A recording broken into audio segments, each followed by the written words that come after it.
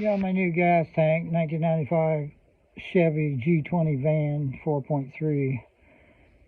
I'd cut this access hole. It's centered on the van.